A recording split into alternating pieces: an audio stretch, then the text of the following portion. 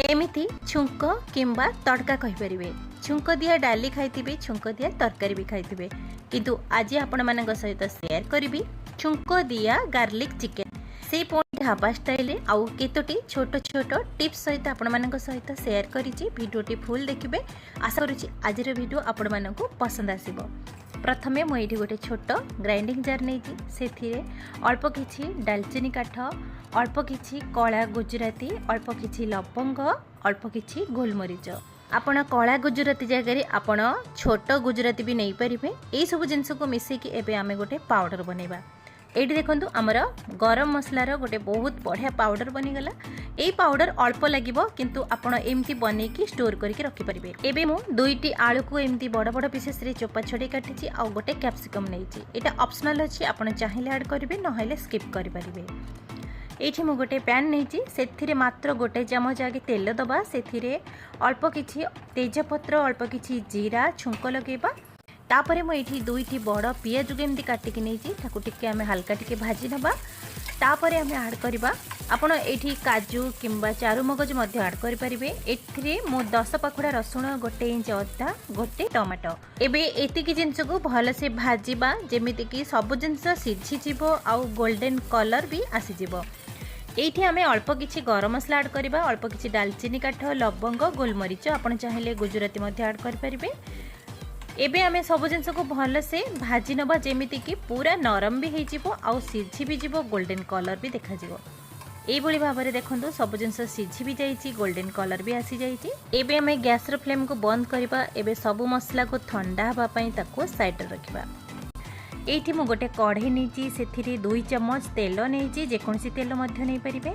काटिकी रखिथिबा आलू कैप्सिकम को आमे सेथिरे हल्का भाजीबा पूरा सिझेबिनी जेमिति कि गोल्डन कलर हैला पर्यंत ताको आमे हल्का हल्का भाजीबा। प्रथमे आलू को भाजीबे आलू टिके जस्ट भाजी आसिले तापरे कैप्सिकम को ऐड करिवे। जदि आलू सहित कैप्सिकम को ऐड करिवे ना कैप्सिकमटा जल्दी सिझी जिवो। तो ये देखो जमा सिझेबेनी ए स्टेज रे ही आपण हल्का भाजी के ताको गोटे प्लेट को काढ़ी नेबे। एबे हमर सब जिंस को प्लेट रे काढ़ी सरला परे देखंतु एबे साइड रे रखिबा। एठी जो आमे मसला बनै थिले ये तो एबे ठंडा हे गेलानी। एबे आमे गोटे छोट ग्राइंडिंग जार नबा सेथिरे आमे सब भजा मसला को सेथिरे ऐड करिबा। एठी आपण मानकु अनुरोध रहिला जदि आपण मानकु मो रेसिपी पसंद आसुथिबो तो बिंदुरोसेई चैनल को सब्सक्राइब करि नेबे पाखरे बेल आइकन को प्रेस करि नेबे। तो ये देखो मसला ऐड कर सारा पर मुझे 2 चम्मच पानी ऐड करके ताकू एबे सब चिकन करके बाटी आनी देखो यही भाव में पूरा चिकन करके बाटी आनी। तो एबे हमर मसला बटा सरीगला। एबे आमे ताकू साइड रखिबा। एबे छुंक दिया चिकेन बनेबा पई एठी आमे नबा चिकेन। तो चिकेन मु एठी नेची 600 ग्राम चिकेन आपण बेसी कम मध्य करि परिबे। एई भली भाव में बड़ बड़ पीसेस रे आपण काटिकी आनिबे चिकेन को कहिना छोट छोट पीसेस हेले बनेला बेले घांटी जिवो। तो सेति पई एई भली भाव में बड़ बड़ पीसेस आनिबे। एबे आमे ताको भल से धोई आनिबा। एठी भल से धोई सारला परे एथिरे आमे किछि जिंस ऐड करिबा। प्रथमे स्वाद अनुसार लूण ऐड करिबा आ अल्प किछि हळदी गुंड अल्प किछि कलर वाला लंका गुंड आमे जो गरम मसला बनै थिले तो सेई गरम मसला रो हाफ चम्मच गरम मसला एठी 4 चम्मच नबा फ्रेश दही दही निहाती ऐड करिवे देखिबे बहुत ही टेस्टी बनिबो। एठी गोटे चम्मच अदा रसुण रो पेस्ट गोटे चम्मच धनिया पाउडर एठी गोटे चम्मच नबा जीरा पाउडर एठी गोटे चम्मच चिकेन मसला पाउडर। तो एबे आमे गोटे चम्मच सोरिष तेल ऐड करबा। एबे सब जिंस को भल से मिसई नबा। एई प्रोसेस रे आपण बनेबे देखिबे बहुत ही टेस्टी बनिबो आ ढाबा स्टाइल रे ही बनिबो। जदि समय थिबो तो चिकेन को प्रथमरु ए भली भाबरे सबु मसला को ऐड करके ताको भल से मिसई ताको रेस्ट नबा को छाड़ी देबे। अधिक समय जेते रेस्ट देबे चिकेन टी सेते बहुत ही टेस्टी बनिबो। एठी हमर चिकेन मसला सब मिसा सरी गला। तो एबे आमे चिकेन को 10 रु 15 मिनिट ताको रेस्ट नबा को छाड़ीबा। ता भितरे आमे चालंतु मसला बनेबा। मसला बनेया पई सेम कढ़ई रे जेतिकी तेल अछि सेतिकी तेल सहित मु गोटे चम्मच एक्स्ट्रा तेल ऐड करिछि। ता सहित अल्प किछि जीरा छुंक लगेइछि आ गोटे छोट पियाज को एमती मु काटिके सेथिरे ऐड करछि। एबे पियाज को गोल्डन कलर हैला पर्यंत ताको भाजीबा। एठी आपण चाहिले गरम मसला किछि ऐड करि परिबे।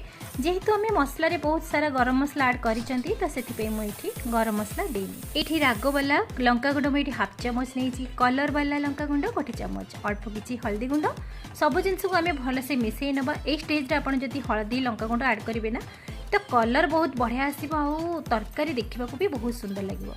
एबे आमे जो पियाजर भजा मसला पेस्ट बनै थिले सेही पेस्ट को एबे ऐड करबा और गोटे कप पानी सेथिरे मिसई के ऐड करबा। अल्प किसी स्वाद अनुसार लुण जेहेतु आम चिकेन रे लुण ऐड करें आपण ध्यान रखिए अल्प किसी लुण टेस्ट अनुसार ये ऐड करेंगे। एबे आम सब मसला को भलसे मिसेबा। ये मसला को 3 ରୁ 4 मिनिट पर्यंत भलसे कषा जी पर्यंत मसला सुखिला न हो तार तेल न छाड़ी। ये देखो मसला सुखिला भी हो आसी मसलार तेल छाड़ा स्टार्ट हो गलानी। ये स्टेज रे आम ऐड करबा जोटा चिकेन आम मसला गोले रखी थे से चिकेन को ये ऐड करबा। आउ गैस रो फ्लेम को स्लो मीडियम रे रखिबा। आउ चिकेन को मिनिमम 4 ରୁ 5 मिनिट पर्यंत ताको कषिबा।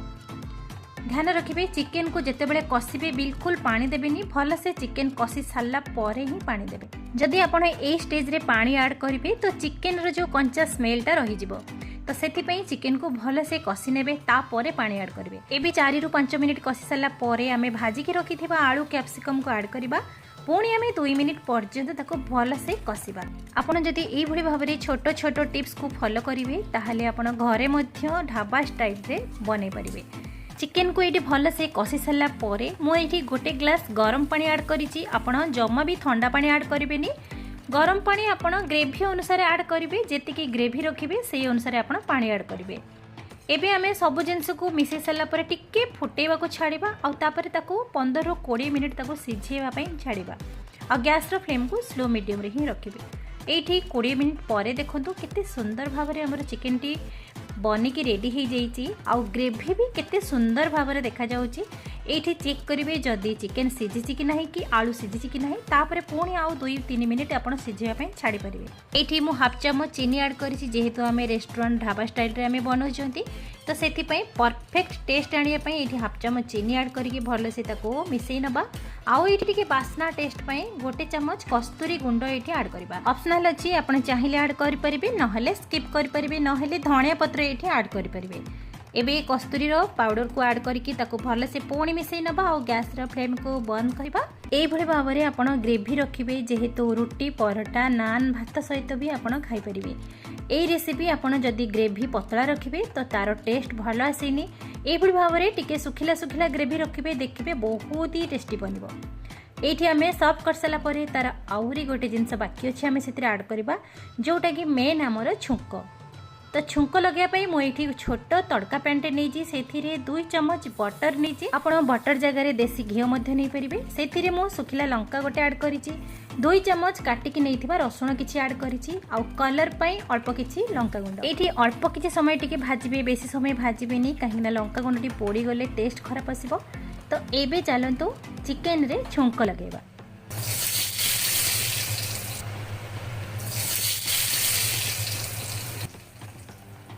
तो एबे बनीगला आमर बटर गार्लिक छुंक चिकेन।